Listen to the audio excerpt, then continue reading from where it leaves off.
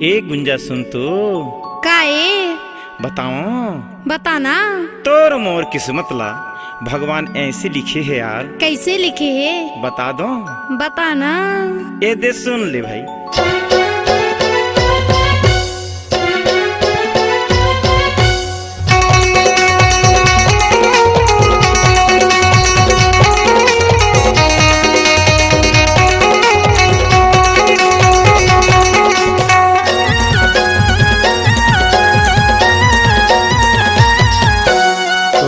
किस्मत लिखे भाग्यवाना करम महारानी तोला लिखे है रे।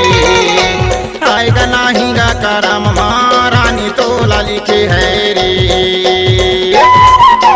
तोर मोर किस्मत लिखे भाग्यवाना करम महाराजा तोला लिखे है रे। आएगा नहीं गा करम महाराजा तोला लिखे है रे। तोला लिखे है वो तोला लिखे है वो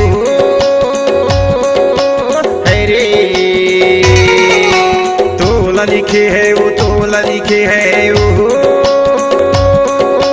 है रे। तोर मोर किस्मत लिखे भाग्यवाना करम महारानी तोला लिखे है रे। आएगा नहीं वो करम महारानी तोला लिखे है रे। तोर मोर किस्मत लिखे भाग्यवाना करम महाराजा तोला लिखे है रे। आएगा नहीं गा करम महाराजा तोला लिखे है रे।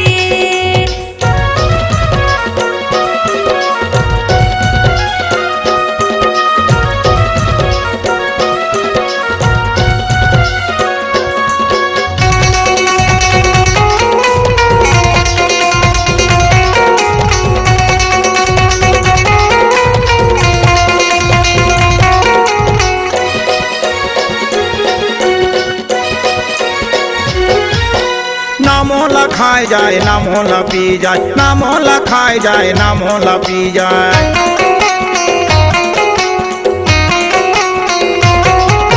ना मोला खाए जाए ना मोला पी जाए, ना मोला खाए जाए ना मोला पी।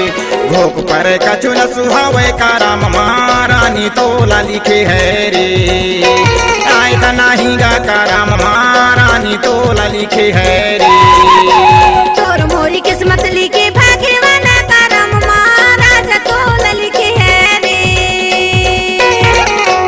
आएगा नहीं गा करम महाराजा तोला लिखे है रे।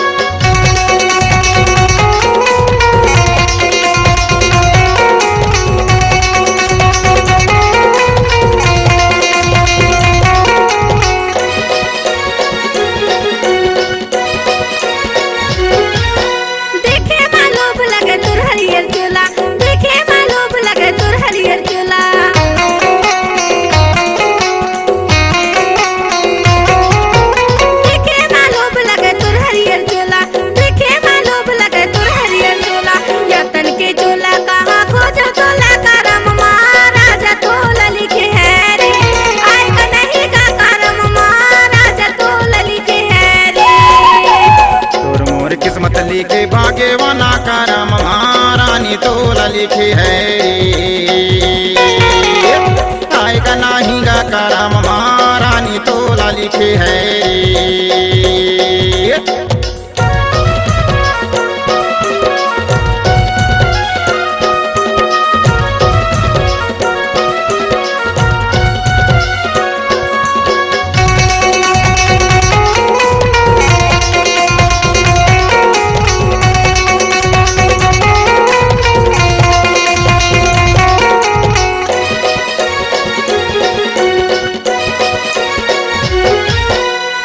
ने चोला तर से मोरू नैना, तोरना ने चोला तर से मोरू नैना।